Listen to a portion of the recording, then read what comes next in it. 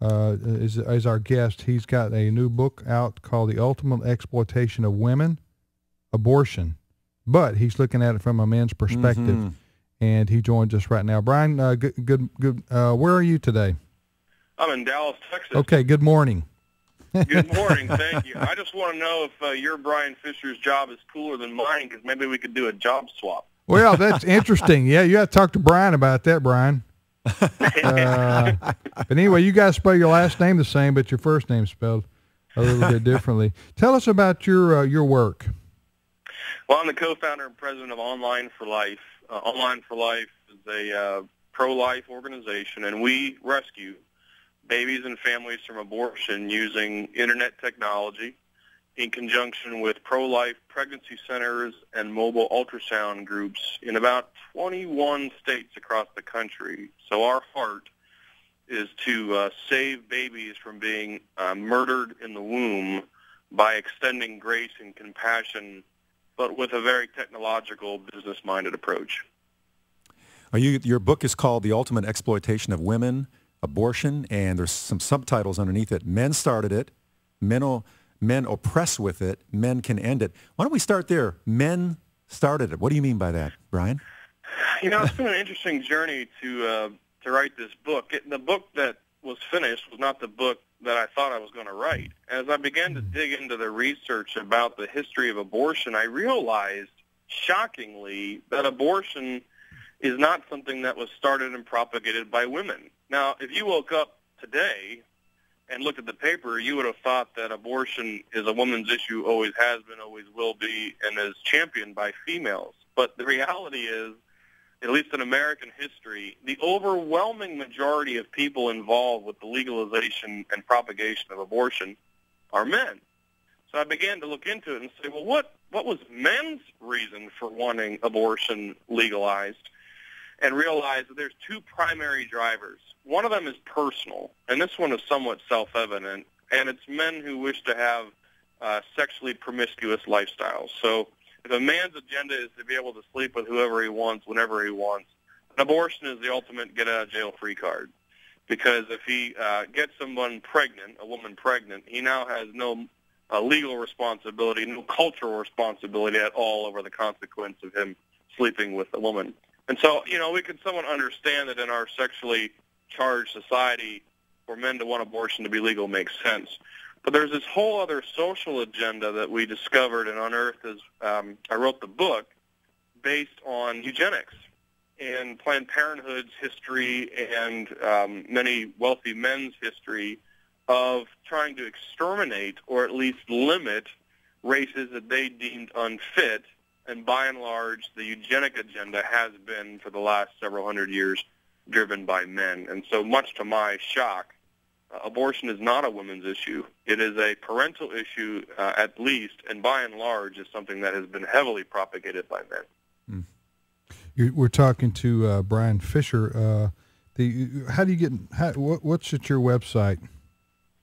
You can go to onlineforlife.org, or you can go to abortionexploitswomen.com, abortionexploitswomen.com for the book. Do you think the conviction of Gosnell up there, the abortionist in Philadelphia, was his name Kermit Gosnell?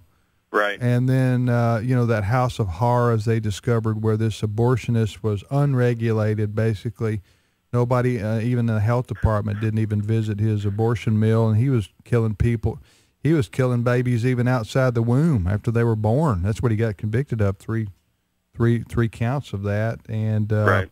Then you had this breaking story last two or 3 days about a similar situation, I guess, in Houston, Texas. Right. And to me, there's going to be some more exposure of this now in other places around the country.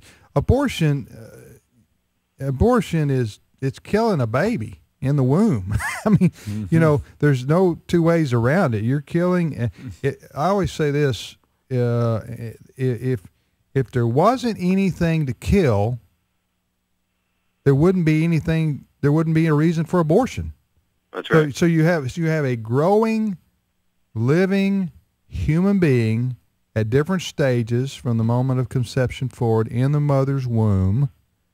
And so if you allow that to go naturally, it's going to be a baby that's birthed.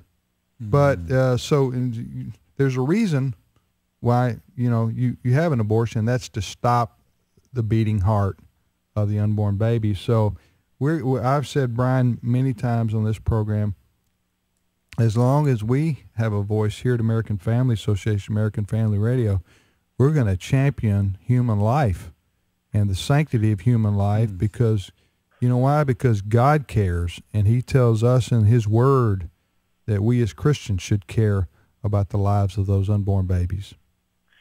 Amen, and it does our hearts good to hear men speak as you just spoke. The reality is that abortion is endable in America. It is. You think so? You think so? I do. As a matter of fact, I'm convinced of it. And it will happen when men, with the conviction that you have, stand up in mass and say enough is enough. Do you think we're making? How are you measuring progress that we're making on this issue? We work in major cities across the country, so most of my perspective is from joining with communities, pro-life communities in various cities across America. So, we all read the reports from Gallup and whatnot saying that the younger generations are more pro-life, and I believe, to some extent they are. But what we are seeing is a rapid move of the church to become involved in the lives of people who are considering abortion. And ultimately, that is how you end abortion. You end abortion by injecting the gospel into very difficult situations practically, offering the help and care that's needed along with the good news of Jesus Christ. And those things are ever powerful. We have to remember that abortion is nothing but lies.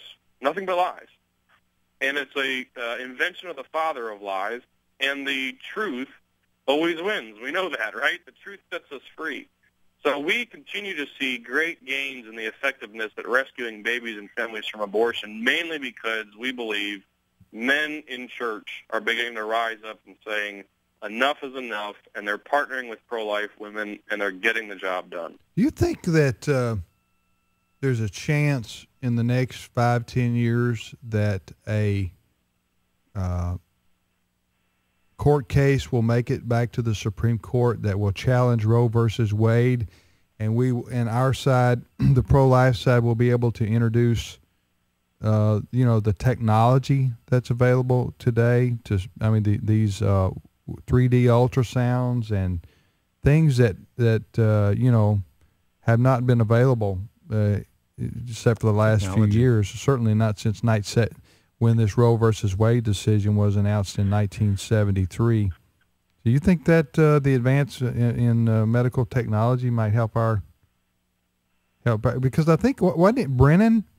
You may not be a Supreme Court expert, neither am I, but I think it was Justice Brennan in 1973 as part of the Roe versus Wade decision allowing for abortion on demand in America, said that I'm paraphrasing now, but he said, if it can ever be proven that it is a human being inside the womb, that would be a game changer. Again, I'm paraphrasing, and it may not have even been Brennan, but I think it was Justice Brennan at the time, who's since deceased, said that. So you get what I'm driving at there, Brian? Yeah, I do, and technology has played an enormous role in supporting the pro-life effort. What Roe v. Wade basically said was, we agree that the woman should be the only one with the right over the life and death of her unborn child, so the man was cut out of the picture. And they basically punted on the issue of when life began. The court concluded saying, you know what, we're not really sure when life begins, and so we're going to just punt on that. In 73, they said this? In 73, that's correct. Gotcha. So what the ultrasound technology, 3D, has done is obviously shown beyond a shadow of a doubt that life begins at conception. And by the way, medical science has proven this beyond compare. I mean, at the moment of conception, you have unique chromosomes. You have a unique and distinct individual from the mother and father who, as you said, left untouched, will continue to grow in stages of development. And so the fact that life begins at conception is no longer just a biblical position. It is a position that is backed up completely by science. So whether or not that hits the Supreme Court again is a fascinating question. I tend to think it won't, only because the court system and the federal government are so far rooted in the abortion industry now that it's very difficult to separate the two. However, the ultrasound is extremely powerful culturally. And as we know, laws follow culture. In order to get Roe v. Wade eventually overturned, really, we need to work at making abortion distasteful and even unacceptable in the culture.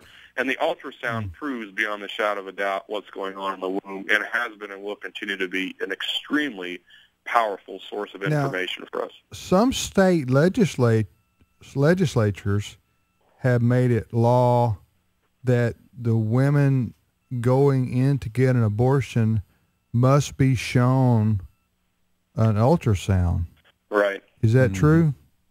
It depends on the state, and in some states they require an ultrasound be given, but not necessarily shown, Okay. and that's a very big distinction. You mean offered? Yeah, that's But the right. young woman doesn't have to look at it. That's correct. Yeah, In some states. and who would want to look at your baby being torn apart? You know, or your, I mean, I'm sure these women would just as soon not have to look at that because they know what, most of them know innately what they're doing is morally wrong, but Right. but they're doing it for convenience, and so they, you know, we have a way of denying, living in denial. So that's part of it. I would guess. Well, your book. Talk about your book again, and who it's for, and how people can get it. Sure. It's Abortion, the Ultimate Exploitation of Women. You can get it at onlineforlife.org or at abortionexploitswomen.com. And starting next week, you can get it on Amazon and other places. The book literally drops this week, so it's hot off the press. You know, the essence of the book is really a wake-up call to men. And it's a wake-up call saying, look, there is no middle ground on this.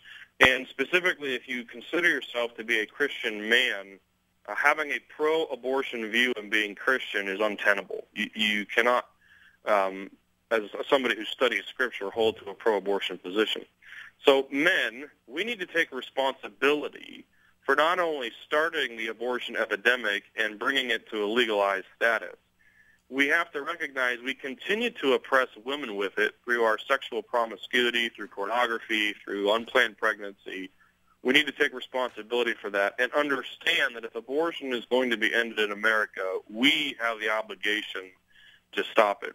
You know, the pro-abortion industry has done a masterful job of painting abortion as a woman's issue and basically saying, hey, men, if you don't agree with us, you don't have an opinion. That's basically what they say. In reality, men are fully responsible, and we have an enormous amount of influence on the issue. And the book is a clarion call to men saying, hey, look, let's get our act together. Let's get off of the TV. Let's get off of looking at stuff on the Internet. And let's be about the business of saving women and babies from abortion. And together, we can get it done. Well, listen, thank you for your time, Brian, and your work. What's your website again? It's onlineforlife, FOR.org, onlineforlife.org. Thank you, brother. Brian. Appreciate your work for the unborn and also calling attention to the men's responsibility in the abortion debate. Thank you so much. Thank you so much. Thank you, Appreciate Brian. it.